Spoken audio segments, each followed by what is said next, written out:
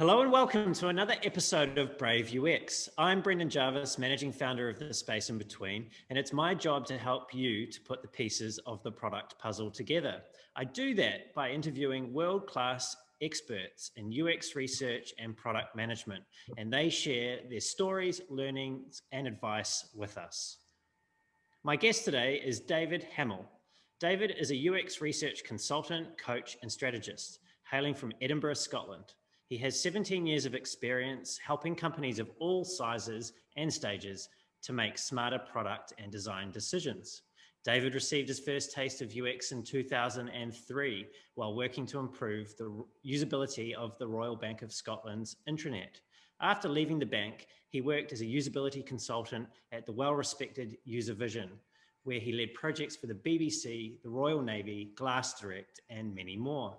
Not one to sit still, David established his own UX research practice in 2008, where he consulted with a range of clients, including the then early stage company Skyscanner. In 2013, Skyscanner made David an offer he couldn't refuse, and David joined the company as a full-time senior user researcher. While there, David introduced human-centered design practices and established user research as a fundamental part of product development. Leaving Skyscanner in early 2019, David launched Up UX, where he is a sought-after consultant and coach for high-growth companies wanting to run effective user research and to upskill their product teams. An active contributor to our field, David has spoken at events such as Northern UX and Product Tank. He also authors a blog on Medium, where he's had his posts featured in many popular channels, including UX Collective, UX Planet, and The Startup. David has also recently launched a YouTube channel where he shares insightful and practical UX tips. David, welcome to the show. Thanks, Brendan. It's good to be on it. I'm quite impressed by that. You mentioned things that I'd forgotten. I'm sorry, my coffee machine's just about to turn off, so research is essential. You're going to have to just endure that. Yeah. No worries. Early morning for you. I'm glad you're getting fueled up on coffee. We've got a big sort of list of topics ahead of us that I'm sure our audience will be really keen to hear from you about. But before we get into anything that's too heavy, well, this could actually go the other way. And while this isn't a show about football, I have to ask, is it Celtic or Rangers? Actually, so Celtic and Rangers are Glasgow teams, and well, most of the people in Scotland either support Celtic or Rangers because they're the only real good teams. But I'm a Hearts supporter, and that's an Edinburgh club for those who have no idea who Hearts are. I'm glad that we won't be offending half of Scotland from this point on. Oh, well, we'll give it a shot. Hey, so look, unlike some of the other guests that I've had at the show who have come to UX from HCI or from psychology, I understand that you're a reformed marketer. What's the story there? I started off doing a degree in economics and then realised it was actually quite a lot of hard work. And back then I was a bit of a slacker. I guess I maybe still am now. But and then so I transferred to marketing because it just seemed more fun, more interesting. And so, but then when it came to work, I didn't really enjoy marketing as a profession. I mean, I don't want to disrespect any marketers, but I just didn't enjoy it. No, I'm not going to listen to this anyway. Yeah.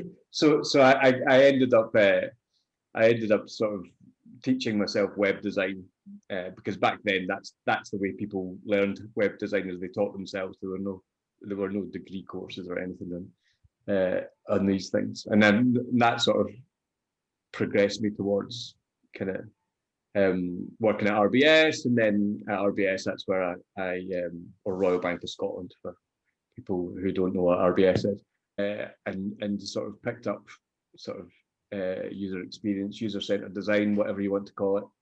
Yeah, I understand that you had a bit of a reputation for asking annoying questions like, how do we know any of this stuff is going to work? Yeah, so I used to ask that, and then sort of realized there was a job in that. And so my boss at the time, Melanie Thompson, she was a great boss, and she actually only gave me a job because I made her laugh in the interview, which is a bit of a lucky turn on my part. But like I guess she recognised that sort of quality in me. She knew Kate Cox, who's still at RBS, in fact, and essentially sort of steered me her way in order to learn more about it, and that's the way my sort of my career sort of went in that direction after that. Yeah, so it sounds like Kate was quite important in your sort of entry into the field. Yeah, she was. I think she taught me, and in the same way that I've done to numerous people now, is like sort of showed me how to do usability testing, and then sort of again it gave me the confidence that I was actually quite good at it. The way that I do this is sort of with people is often based on the way that she did with me, was run a couple of tests with the person watching, so with me watching, and then get me to do the rest of them with her watching, and then with the view that she was going to give me pointers about things to improve, etc. And after the first one, she's like, you pretty much nailed that. You're a bit of a natural at it, and yeah. So I just sort of I seem to have the aptitude for the discipline quite early on. Yeah, and I also understand that you might know my previous guest on the show, Dr. David Travis, and we were on the lookout for somebody to help with with essentially the refactor of the entire intranet, and David won that contract, and so I just sort of shadowed him, didn't leave him alone when he was wherever he was doing it. I just sort of spectated and etc. And sort of he's been quite. David's very generous with his time, and so all the way through my career, if I've had a question about something, generally he's been the person that I go to about it, and very, very normally I'm talking to him the same day that I ask the question. So yeah, he's been very generous with his time. I'd say if I had to say I had a mentor, I'd say David was that person. Yeah, he's a good man. He's made a big impact on the field. Yeah, but absolutely. I understand that we might have something coming up that we're going to talk about that you might disagree on, so we won't give that away just yet. But hopefully it's not an Obi-Wan Kenobi sort of Darth Vader. Yeah. We'll soon find out. David, we've had these discussions. We've had the discussions in the pub already, so okay. We're aware of differing views on things. We're in safe territory then. That's good to hear. Hey, so you've been working as an employed consultant as well as being self-employed. What was it that initially inspired you to go out on your own into your own consultancy that first time? Okay, so when I first went into consultancy was really it was to learn. Like I thought that was the best place for me to learn more. And that turned out to be true, because you just get a massive range of different projects to work on. It's a great way of getting diversity of experience.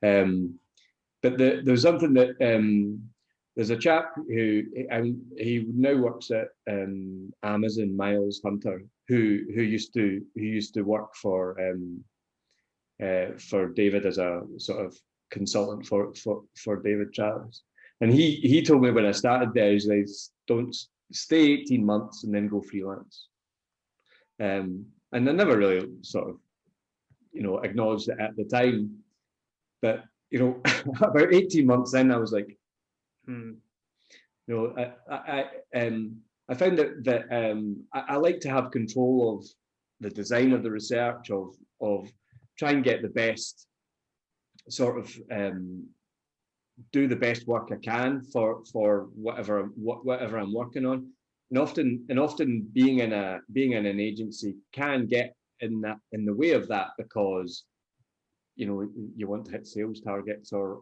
whatnot, or actually it's largely to do with the way that they have to pitch for work. So essentially, I have to tell them what work they're going to do before they get the work. And so 100% of the time, when you go on to do that work, you learn stuff that would then, if you'd known it, you'd have done the work differently.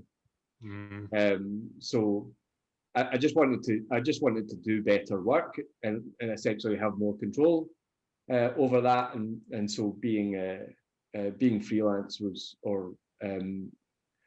the way to do that. And another time is David Travis gave me a big confidence boost at the time. I won't tell you what he did or said, but he gave me a big confidence boost at the time where I thought, well, if he believes in me to that extent, then why on earth don't I believe in myself to that extent? So then I just, all right, I'm off. And there's always people in the journey that are really important in helping you take the next step. Yeah. So I try now to be, because I'm like getting on a bit, I try to be that person to other people. Tell them to leave the jobs. I've got more grey hairs than you do. I don't know what you're talking about. No, actually, it's just you've got more hair than me. Hey, look, turning our attention to something that's probably a bit more of a serious topic. I mean, we're obviously living in this world with COVID-19 at the moment, and it's having devastating effects around most of the globe. From your observations and experiences since March, when it all sort of took off, how has it impacted UX research and your practice? The biggest impact that I guess it had is what I used to have was live observation from a client's office. So, for example, quite a lot of the research I do is on Zoom, pardon me, but I don't want to have a Zoom call with 25 people on it and one participant. That's just like not on for the participant. So what I would do was have I'd book a meeting room at the client's office. You know, have a Zoom call from there. It was muted, no camera, etc., and it was just the meeting room. And really, just that would be the only observer in the session. And so that means a lot of people could live observe without the person feeling that there was like a ton of people on the call. Now, because more often than not the clients are at home, then I'll say, well, you can have one person observing live. Everybody else is watching the video, type of thing. That's maybe the bigger impact that I've had. David, Travis shared with me some concern about the use of unmoderated usability studies, because he felt that the overuse of those studies took away from that observed experience, because people were unlikely to sit through 6 or 7 sessions in their own time and sort of replay in full what it was that the person was doing. What has been your experience with unmoderated usability studies, and how have you found them in your mix of research methods? Okay, so my biggest use of unmoderated sort of essentially usability testing, I guess it was mostly, was during my time at Skyscanner. And so I was watching your interview with Elizabeth Allen, and her time at Prosper, I think it was just like ticked all the boxes of my time at Skyscanner. I was like, yep, just nodding away. And part of that is that you're more in demand. You're in demand, and you basically have to choose the most important things to work on. But but if you wanted people to still be engaged in doing user research, they're either going to go ahead without you, or you can give them something to help. And so unmoderated usability testing sort of helped to fill that gap, because I could help with that. I could help with that without it being the thing that I'm working on that week. If I'm running moderated user research for somebody, I'm not juggling a number of projects at the same time, because the context switching that's required to do that means you're going to do a rubbish job at it. So my head would be in one place at a time, and unmoderated testing helped drastically with that. And so a lot of people, so when you've got a tech company that you've got a lot of product teams, and I sort of joke that, when you go and work for a sort of, you get these people who are like get to the top of their game, and then they go and work. Sorry, I realize you've probably watched some of my talks already, so you must be used to seeing these tangents happen that I go off on one. So when you as long as you don't do any havering, and let's tell everyone what havering is. Yeah, havering, yeah. So yeah, we'll come back to havering, but yeah, this is a haver that's happening. People get to the top of their game at, say, design, and then they go and work at Google or Facebook or whatnot, and then they're working on a settings menu in an app, and they're trying to affect something in some way. It's sort of kind of my idea of hell. But the research that's required to do that is fairly low touch. Can people change the sort of privacy setting in this menus? That's unmoderated usability testing fodder if ever I saw it. And so so it allows an overstretched UX researcher to satisfy sort of lower level importance projects without them doing nothing and just like doing it wrong or making a big faux pas. I'm not really sure that you and David Travis do disagree. I was hoping for a bit of biffo tonight. Yeah, no. So like David gave a good talk at Northern UX as well on this subject, which I'm sure you've watched. Now that I've seen how much you research, you clearly go into before you speak to somebody. And that's what he was essentially talking about. But I think we agree it's just the fact that he has reservations about it, and the message that I get from David is don't do it. I have reservations about it, but my message is do it. Do it, but just don't rely on it alone.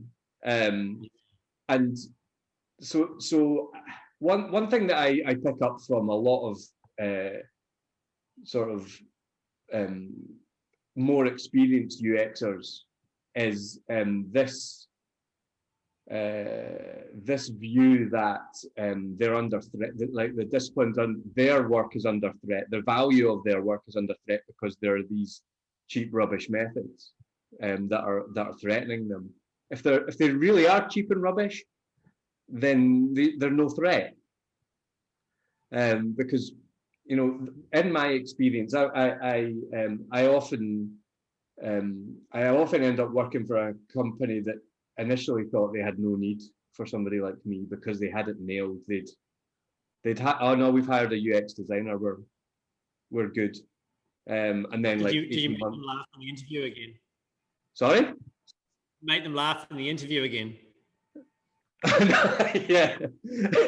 So the people realize when the results, well, the companies that I'd like to work for realize when they're not getting the results that they're after. There are other companies that do UX as theatre, they're always going to do the same thing, but UX is part of the theatre that gives them all the sense of security that they're doing it well, and they then release stuff that's not that good. But other companies realize that they're not getting the results that they're after, and they're wondering why that is.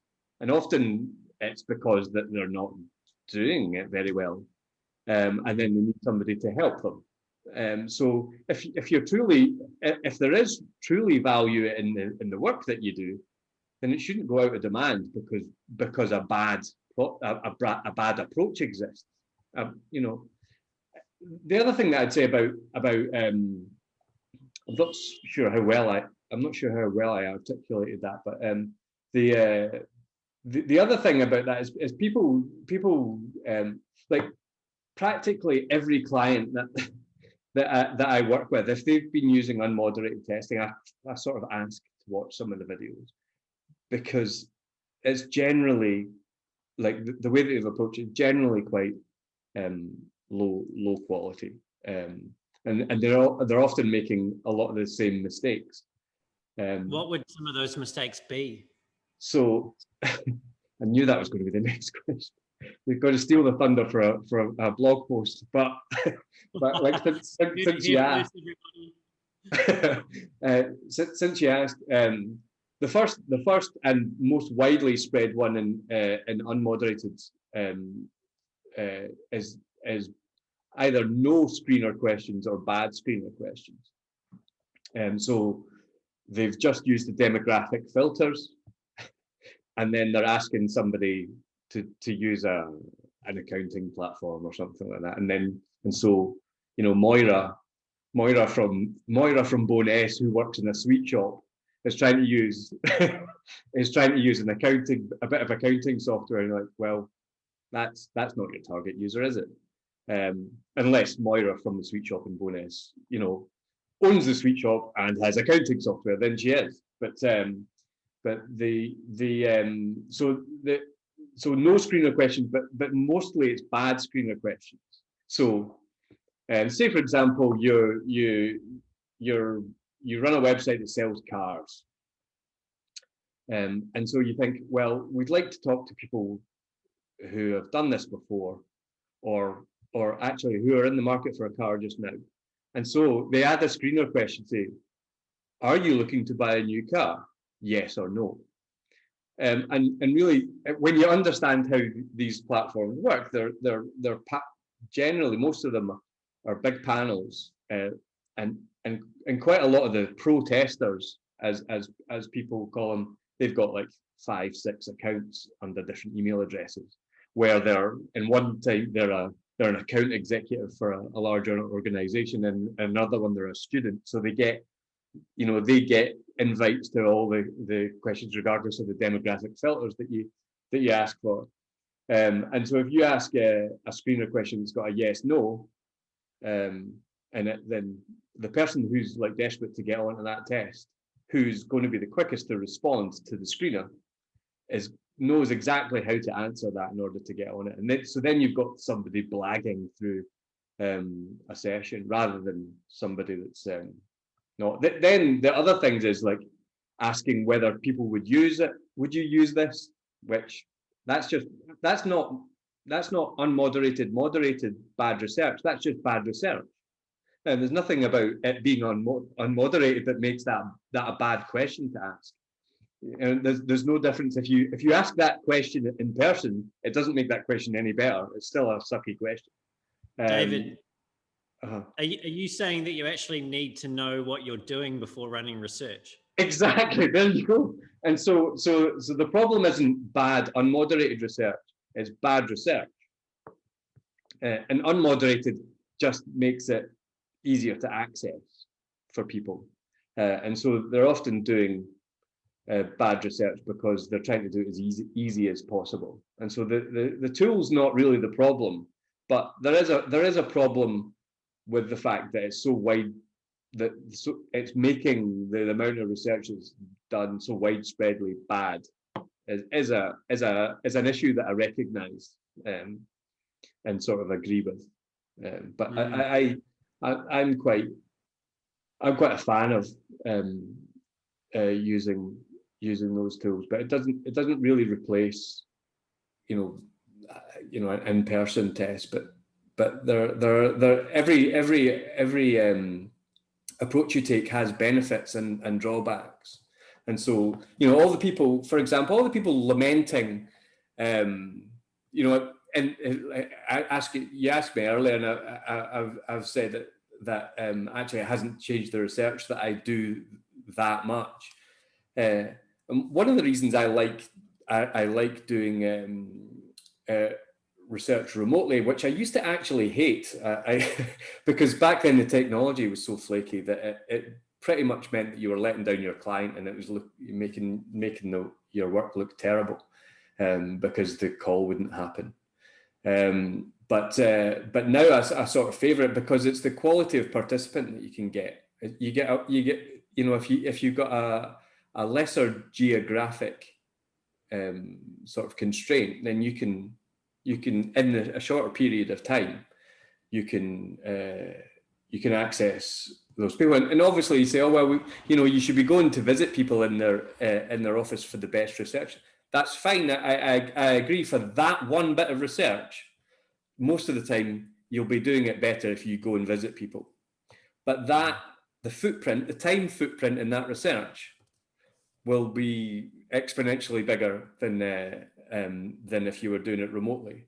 And so if you're in a sort of fairly fast moving environment, like you're working in an agile environment, like everybody is, well, not everybody, but a lot of people are,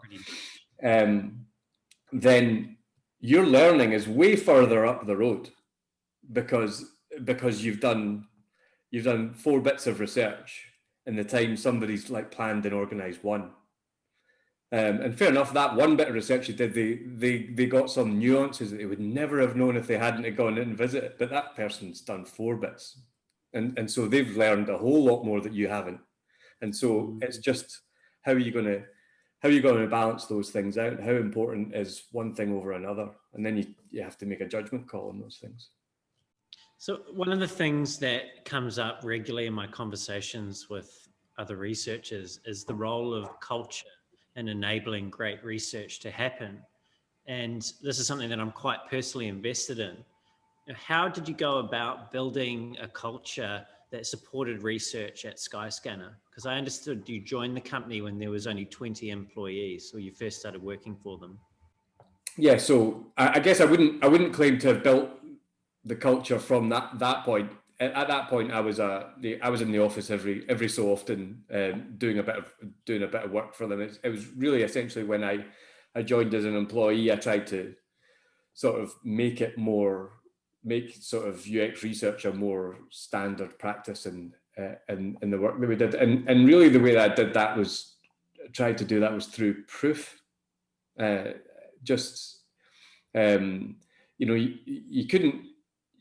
You couldn't convince everybody that they needed to stop the way that they were doing it and listen to this new guy that's come in, because the day I started, there was 14 other people starting that day, and imagine we all had to, and then the next week there was another 14, and et cetera. So you can't make the entire company stop and listen to every new person that starts a fast growing company. But I just started with proof. So like I would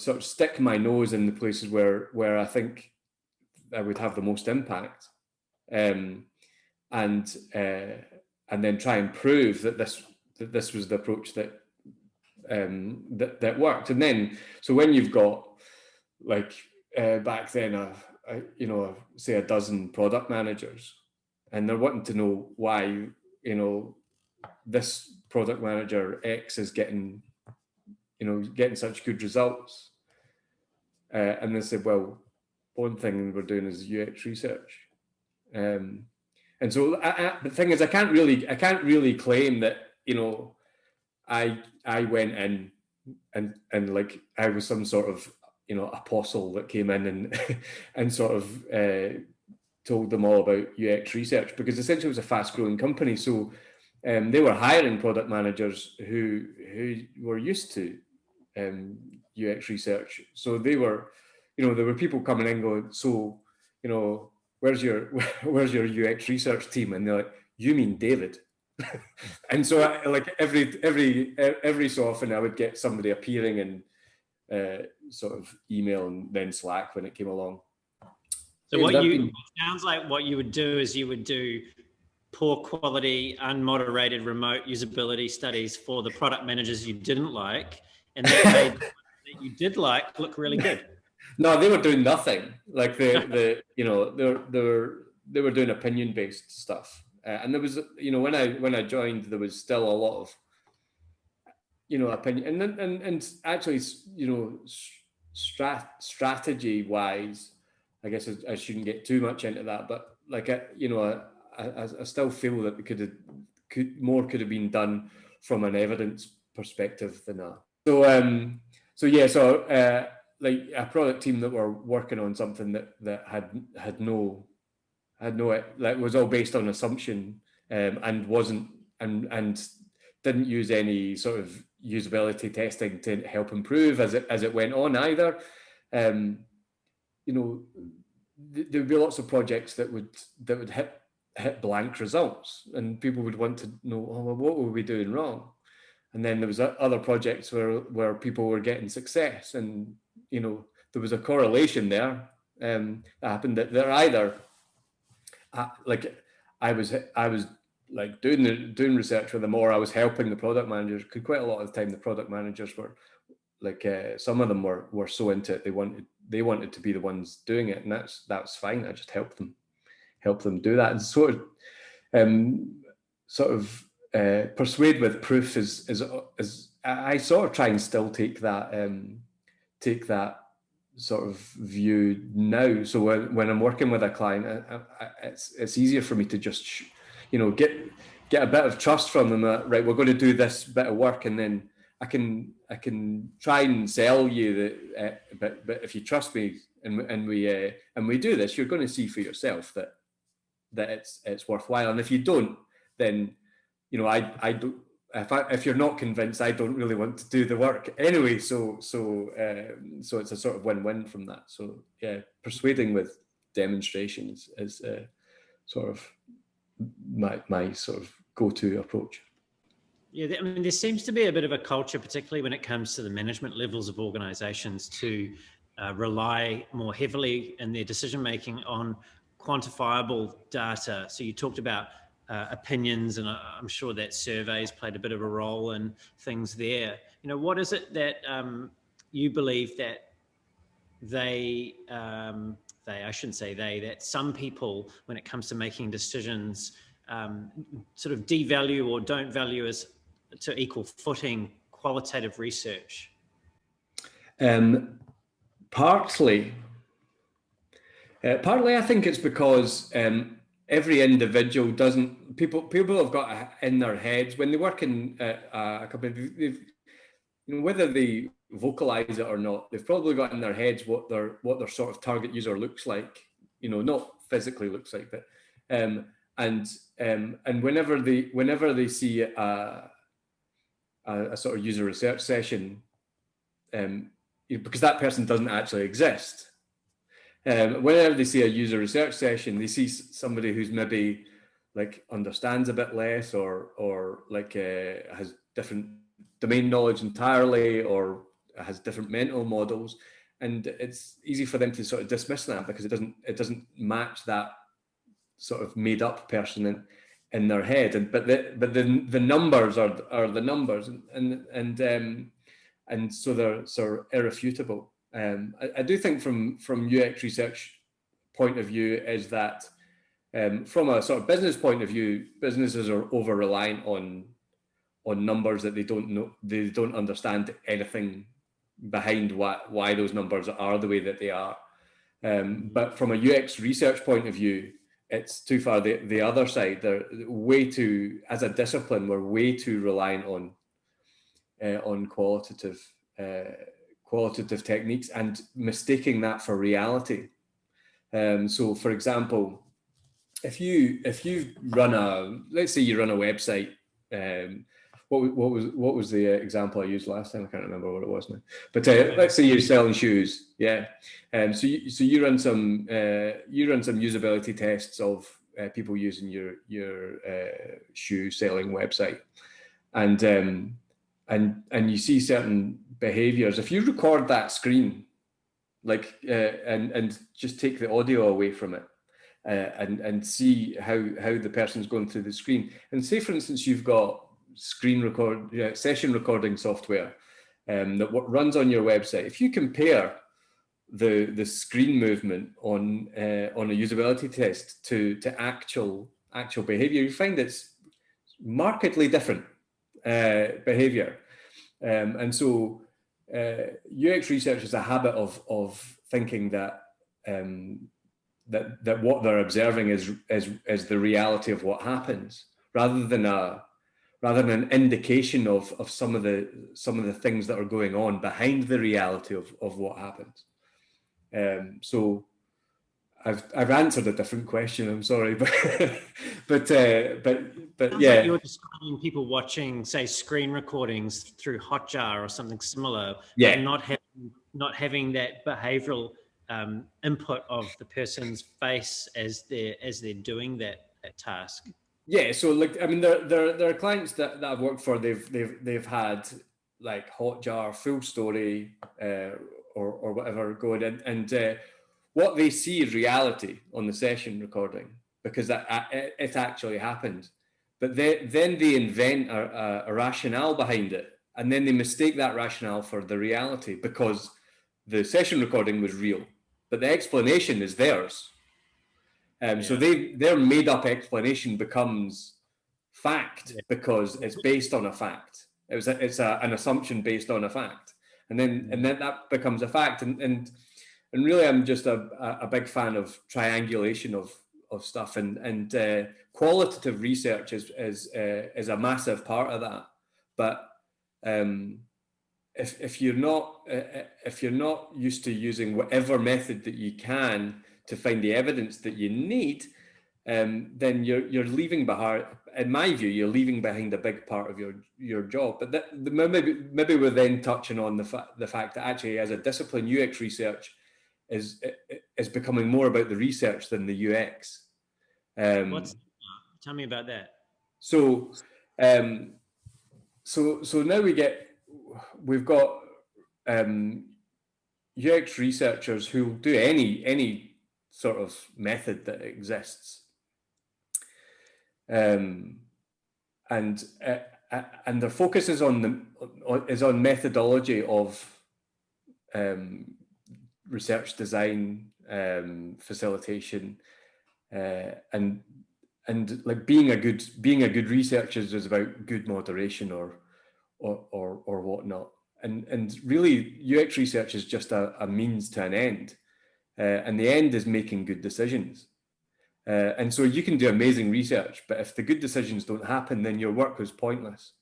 And so I think as a discipline, we just kind of dwell too much on, cognitive biases and et cetera, trying to sound pseudoscientific, not pseudoscientific, but you know what I mean. But to try and elevate our status, but not actually, helping people make decisions. Because you could have done an amazing research, and if nobody makes a decision with it, it's like a tree falling over in the wood when nobody was there. You talked about helping product managers with research at Skyscanner. So it sounds like what you're talking about here is making sure that the outcomes of research get implemented. What are some of the things that as a researcher you can do to assist the product manager or whoever is in charge of the design decision to make the right decisions?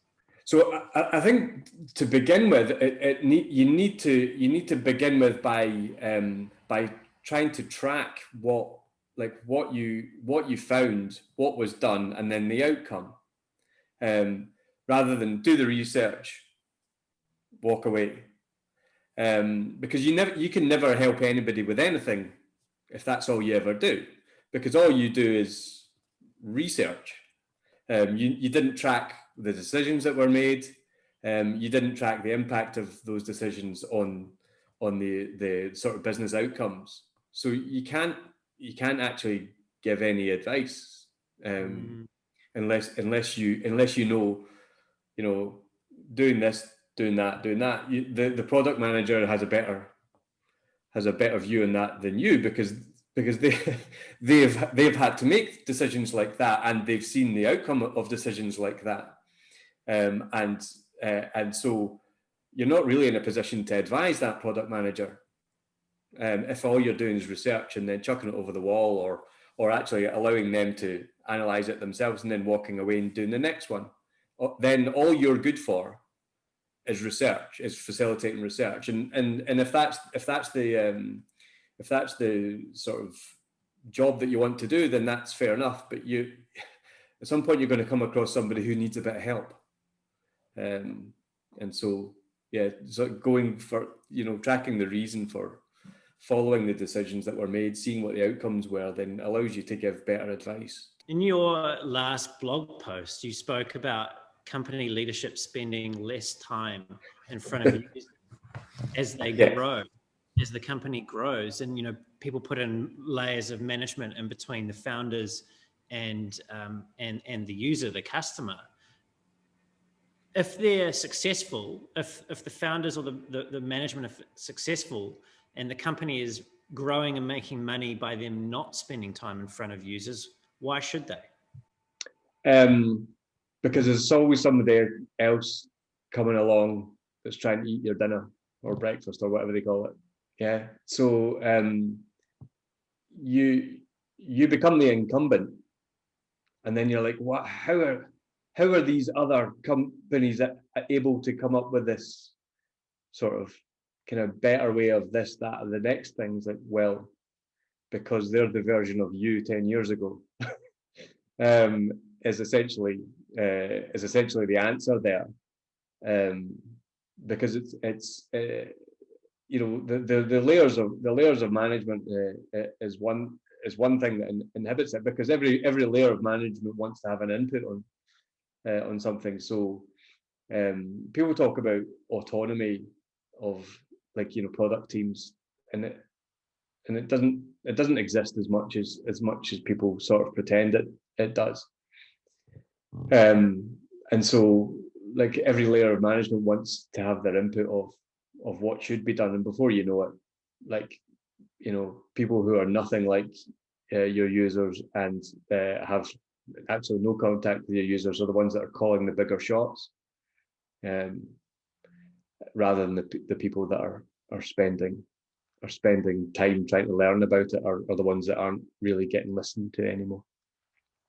Whereas a founder will generally be all over sort of understanding what user needs and behaviour are, but after a while they'll just get too busy, and then it's what happens after that can dictate you know, how user-centered the company remains. I'm sure there are some big companies that are still, like, you know, really sort of really user-centered. I just haven't come across them. Yeah, and I think it's probably fair to say that there's quite a few founders out there that would have been doing their own user research, possibly guerrilla user testing at the local coffee shop. You know, that's fast and it's cheap. What isn't to like about that method? A few things, but for a startup founder, is usually, more often than not, your product's new. It's a new concept that doesn't exist, or hadn't existed until you came up with it. So there's an incumbent approach of doing things that's not the way that your product does it, and so you can sort of see how sort of approachable the usability of what you've got is to the average coffee shop dweller.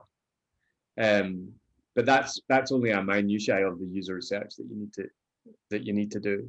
And if you're making all your decisions based on talking to people in coffee shops, then you're not talking to you're not talking to the people who are next most likely to adopt your product.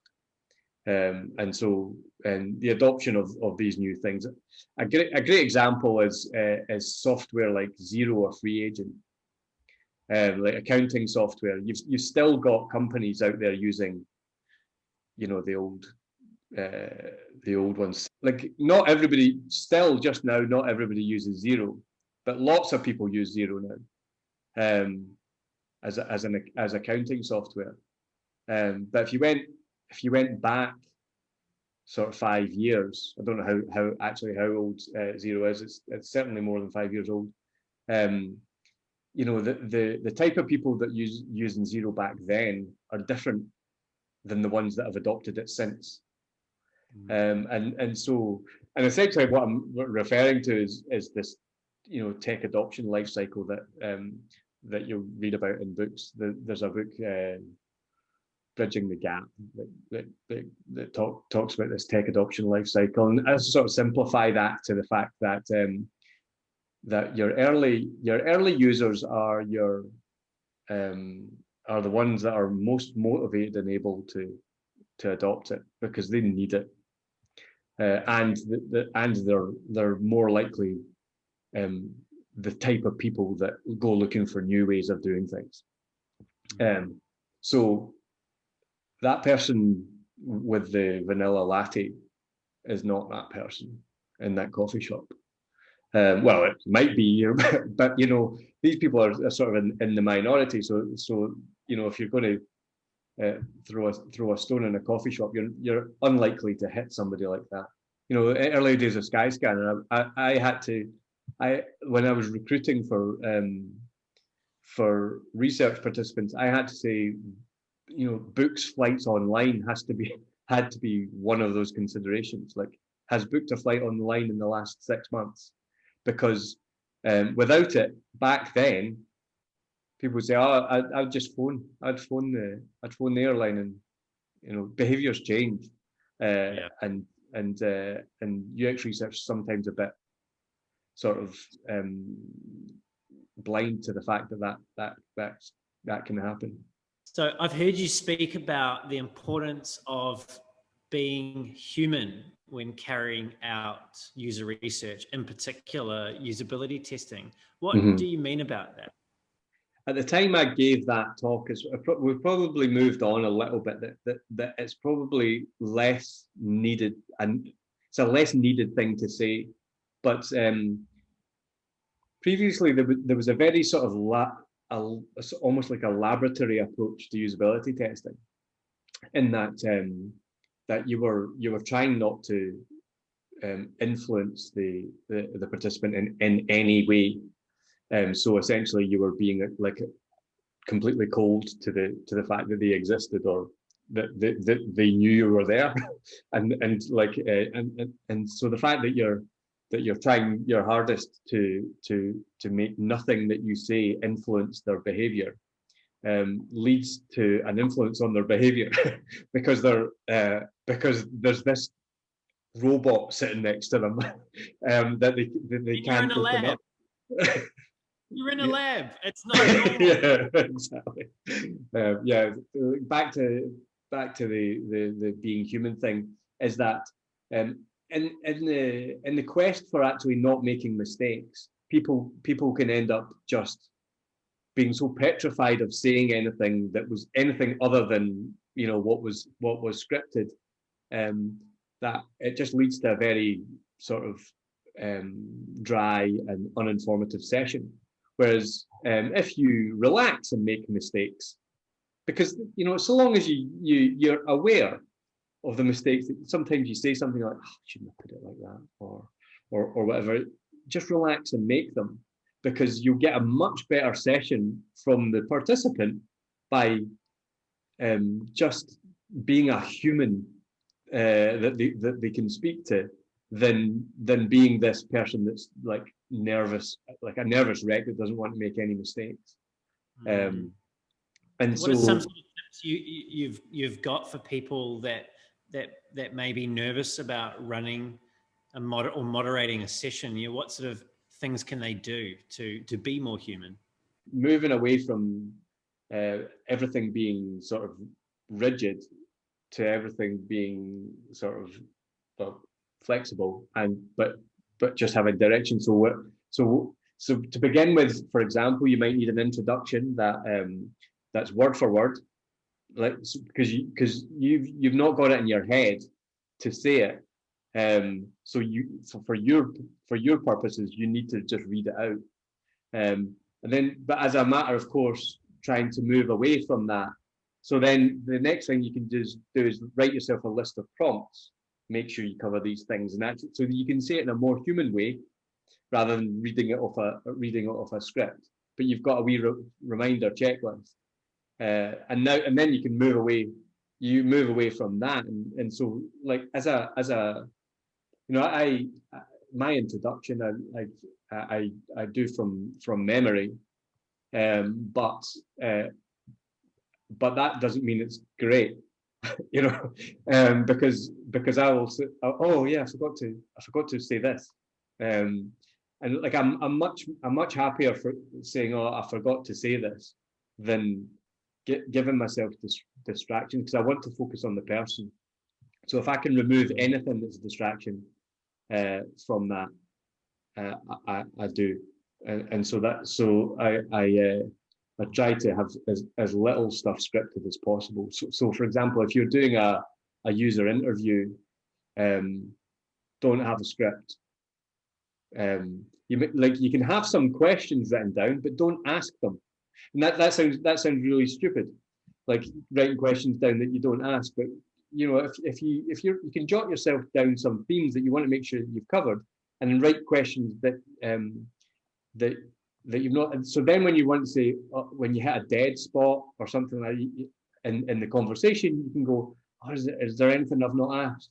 And then you can see the question, go, oh, wait a minute, we've not covered that. Okay, and then you can ask it. But if you write a script of questions, then you're just going to ask a question, get an answer, ask a question, get an answer, and the level of insight that you get into that session's way lower than when you've got a good idea of what you want to try and find out, and you find that out with a conversation.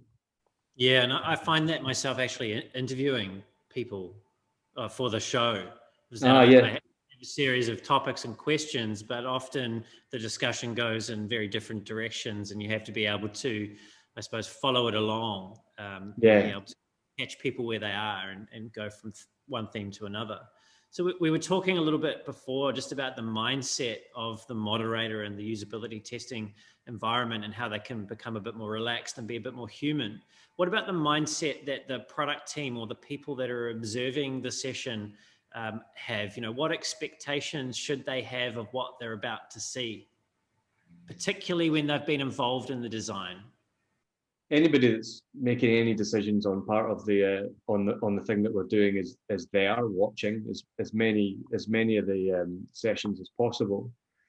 They don't have, well, I mean, it's hard now, they're all at home, because when I've got an observation room set up, it's good to, like, it's hard to tell clients, give clients rules, but you say, look, if possible, no phones, no laptops, because they're just distractions, and then a bit of guidance about try not to think about solutions when you're watching, like, because people always try and relate what they're seeing back to something that we're doing, or an idea that they've thought, or the way that the product currently exists. Is like, try and forget all of that, and just focus on that person.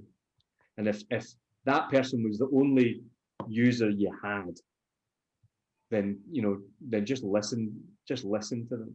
And I think the hardest thing for people observing is maintaining concentration on what's being said, because frankly, quite a lot of what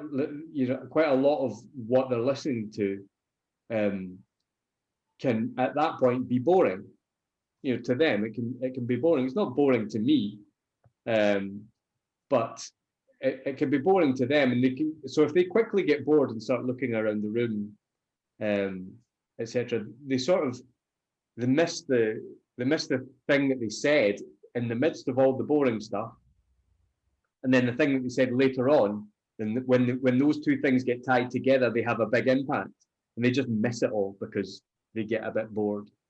And so I try as much as I can to sort of manage that. So, for example, when I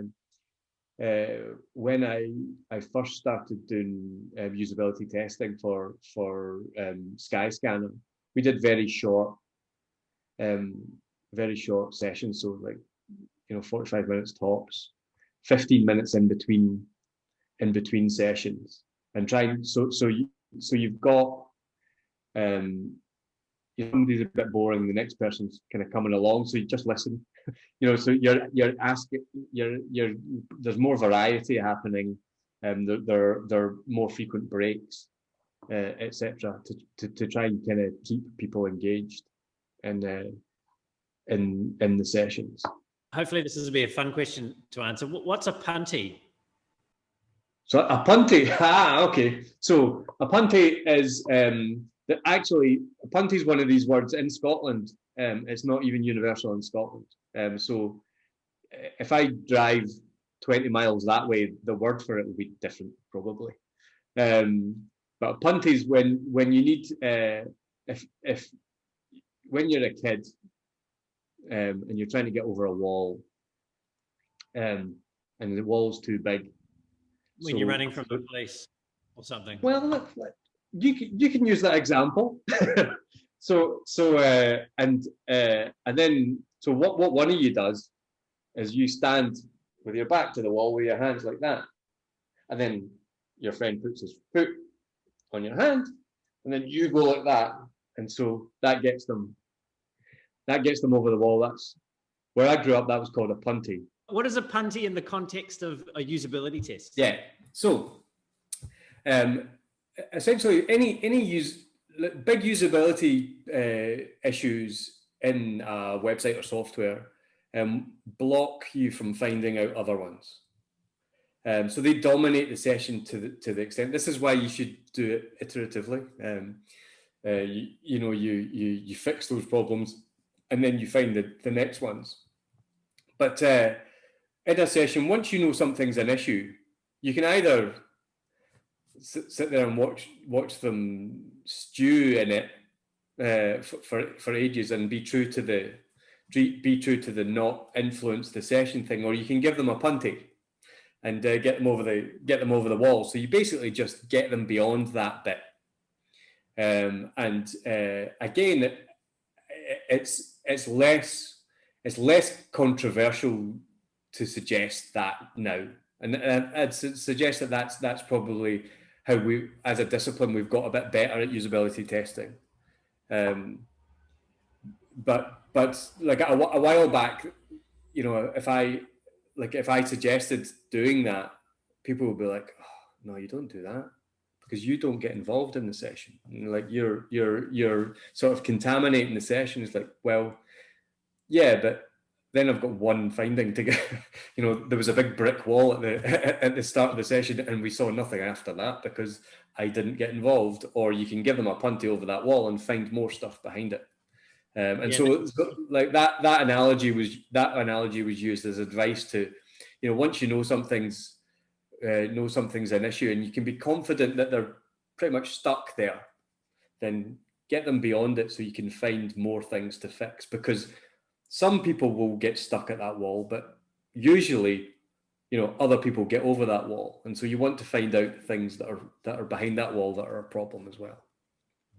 I'm just conscious of time, so I might give us both a punty into the closing part of the interview. Okay. David, what is it that has kept you fighting the user's corner for the past 17 years? I just find it interesting. I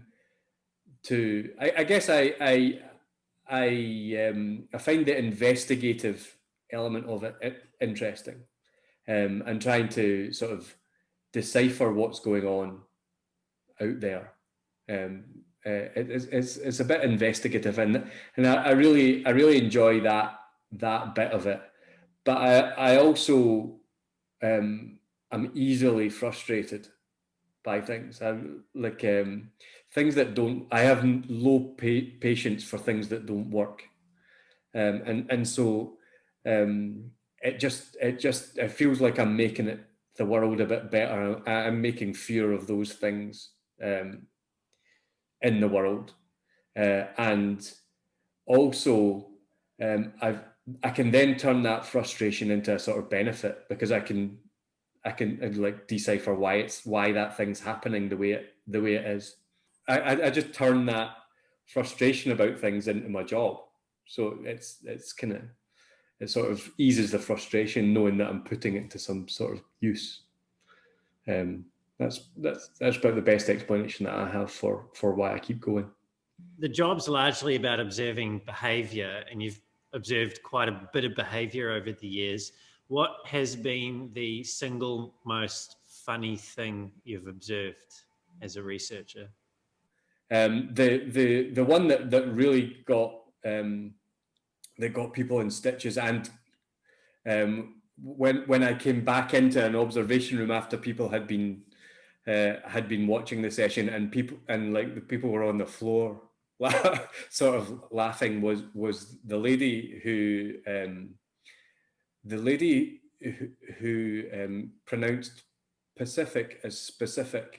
It's usually done the other way around. So when somebody says, what's the specific thing, sometimes people say, what's the Pacific thing that you're talking about, which is I've never really seen it the other way around. So and when you have a sort of desire to fly with Kathy specific, so she kept saying Kathy specific, and I think they started calling her Kathy specific, because she just kept saying Kathy specific instead of Kathy Pacific as this airline, and I was just like, straight-faced all the way through it. And I came into the observation room, and everybody was just on the floor, because people, when you say it once, it's like, oh, that was quite funny.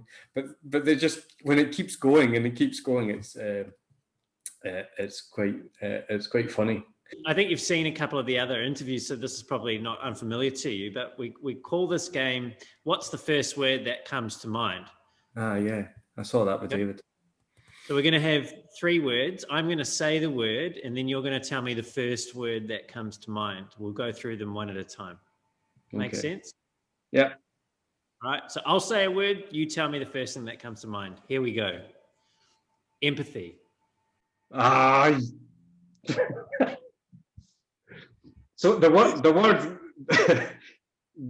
that came to mind was not about empathy. It was about you, and it wasn't it wasn't flattering, because I just pieced together in my head the fact that how well you've done your homework.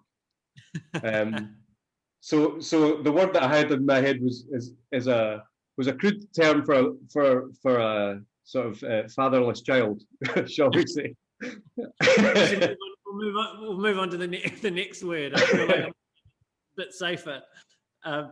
Strategic research focus. It's words beginning with B, and that one's like BS.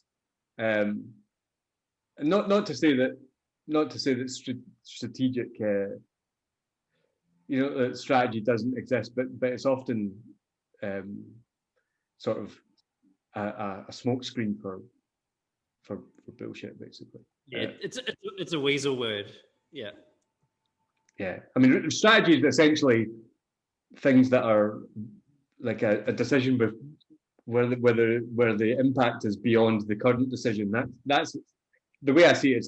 It's that simple, but it's used by seniority to create a mystique for their opinions quite a lot of the time.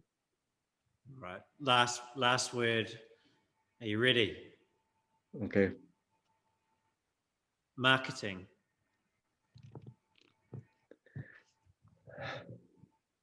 A word that still hasn't come in. Just selling, I guess, is essentially what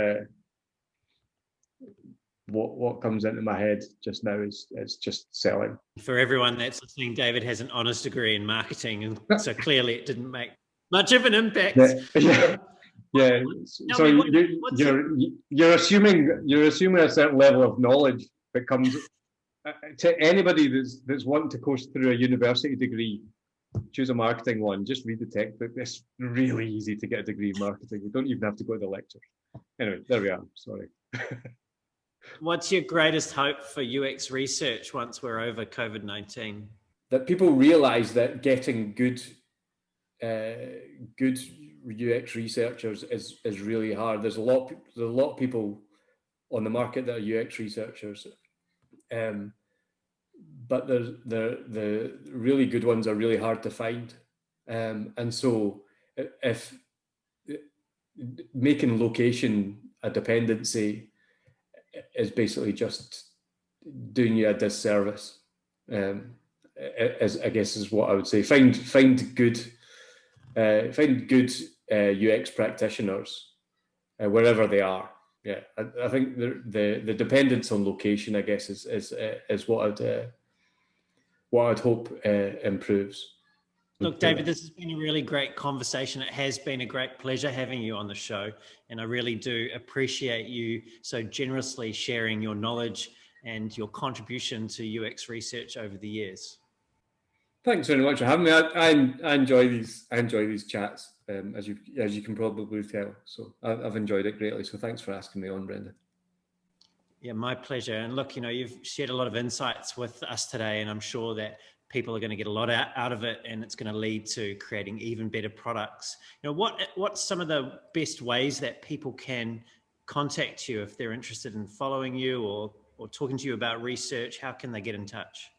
Okay, so you did a good sales job on my my UX tips YouTube channel that I've just sort of started.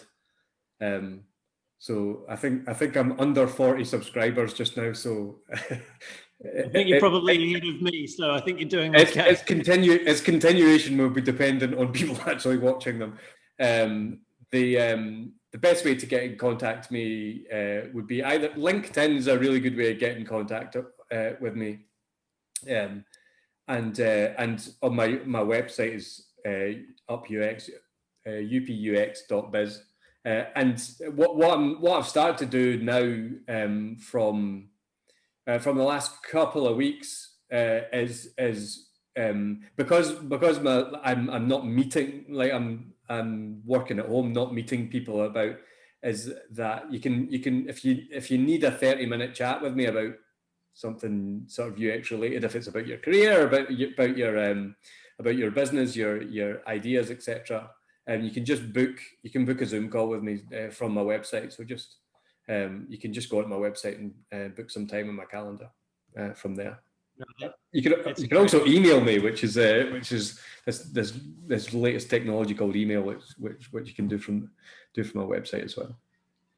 Fantastic. That's a great idea, having people being able to book time with you, David. That's really cool. So thank you to everyone who's tuned in.